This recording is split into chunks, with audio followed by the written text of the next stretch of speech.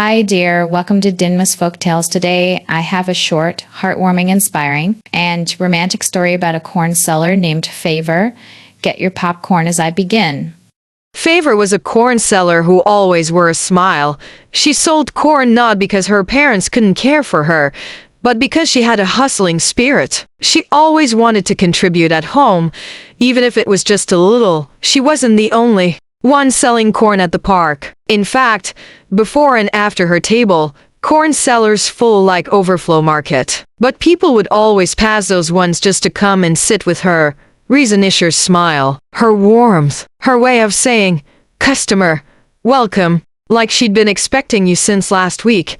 Her name was Favour, and honestly, it was like Favour followed her everywhere. Even when the sun was wicked and the smoke from the firewood made her eyes red, Favour would still be cracking jokes that made people forget their sorrows. Favour's fellow corn sellers were often envious of her. To them, it made no sense why. People always gathered around her. Some said, it's because of her figure eight. Others said, she might be using jazz. But it was far from that. Favour had an inner beauty that radiated joy wherever she was. Her school was on break, and instead of sitting at home burning data, she decided to roast corn to gather small change. But roasting corn turned out to be more than just a hustle. It became the stage for a love story acted in Nollywood. Only that this one had no soundtrack or flashy edits, just two hearts colliding in the most unexpected way. One of her regular customers, Dubem, a fine young man with calm eyes and a mischievous smile, always made sure to stop by. Every time he came, he'd throw his usual line. "So you're still here with your fine face? You never marry?" And Favour would always fire back, "No, your wedding rice I day wait for like this." People around would laugh, even strangers. It became their thing. He once asked to take her out, to show her around Abuya, but Favour just smiled and declined. Business and pleasure? Not her style. Then one day, after one of her biggest sales, her corn finished, customers are happy, and her pocket is full. Favour headed home with joy in her chest. That same evening, she was attacked and robbed by a group of boys. Her phone, her money, everything gone. Just like that, that was the last day she roasted corn. Days later, Dubem drove into the park as usual, only to find her seat empty. He called her number, but it didn't go through. He asked around, and after pressuring some people, someone finally told him what happened and reluctantly gave him her home address. When he arrived, Favour's mother came out first and greeted him warmly. Favour stepped out shortly after. The moment she saw Dubem, even in her condition, she still managed to smile. "My customer way no one marries so I can come and eat rice," she teased weakly. Dubem laughed. "You will marry first though, then I'll come and eat your rice. You know women like marriage pass men," Favour replied.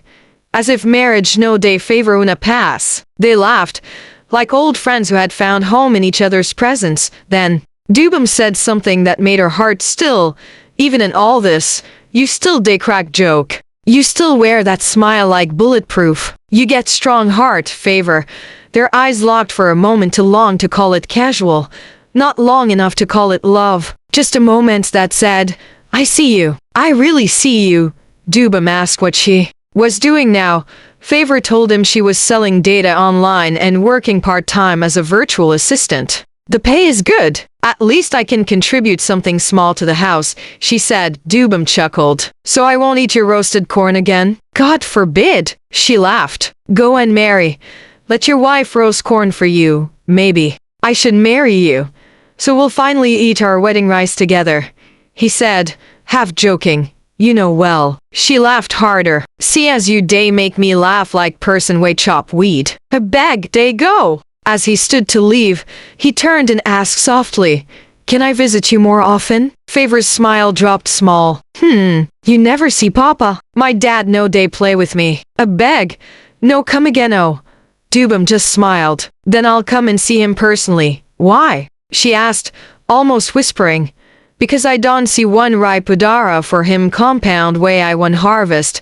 Favour burst into laughter. "Udara ko, udara ni." Dubem, A beg day go Jer. He entered his car and drove off, but Favour just stood there, watching the dust trail behind his car like she was watching her feelings drive away.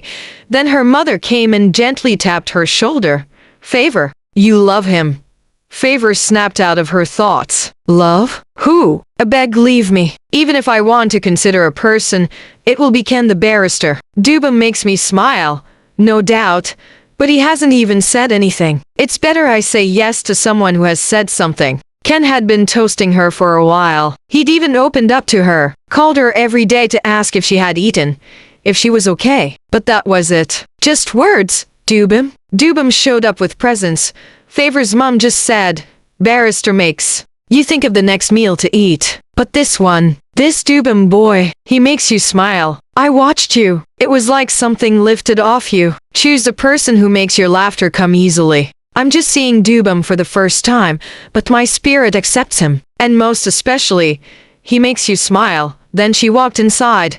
Favour followed her in and sat down. As she lifted the pillow where Dubem had sat, she saw something. A bundle of money. 30,000 naira. She blinked, called out to her mum to ask if she had dropped money there. Her mum said no. Then a small folded paper slipped from the bundle. She opened it and read, Favour, I know you were robbed, and it hasn't been easy on you. Please manage this. It's just a token. I know you wouldn't take it from me directly, so I left it here. You're strong. Don't ever let the world steal your joy. Dubem. Favour exhaled deeply. It wasn't the money. It was the thought, the kindness, the way he cared without asking for anything. And in that moment, the scales shifted. Barrister Ken was calling again, probably to ask if she had eaten. But her heart had already eaten something sweeter. Genuine love. Dubem didn't return for another 2 weeks. But when he did, it was to ask the final question. Will you be mine? She said yes. Dubem went to see her parents with his people. Her father liked him but gave a condition.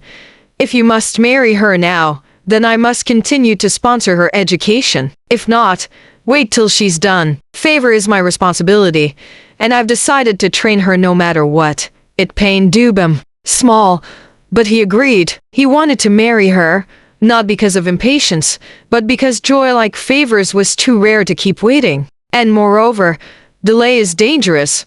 They got married. Favour returned to school with her ring on, her heart full, and her future brighter than ever. Her father still paid her school fees, while her husband gave her pocket money. She was bawling in school, and was fortunate to be loved by 2 men to whom she meant the world. Moral of the story. Teach your daughters that dignity and joy are more attractive than just beauty. Teach your sons to love with action, not just sweet words. That phrase, have you eaten, should be banned if it's not backed by real care.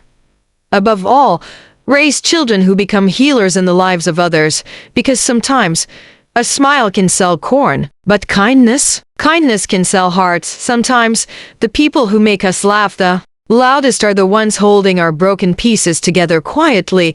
If someone only checks on you when it's convenient, they're not your person. Look out for who shows up when it's not convenient, who goes the extra mile without asking for applause.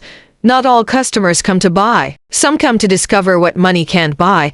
The best form of love doesn't announce itself. It leaves a note under your pillow and disappears quietly. Life will test you, but don't let it take away your warmth. Favour lost her corn, her phone, and her money, but she didn't lose her smile. That smile led her to her destiny. And finally, don't underestimate the power of small jokes. Laughter can be the door to love, healing, and new beginnings. Do you think the main character made the right choice? Why or why not? Thank you so much for watching till the very end. Your time and support mean the world to me. If this story taught you, don't forget to like, share, and subscribe to the channel. And please hit that notification bell so you never miss a new story. See you in the next one.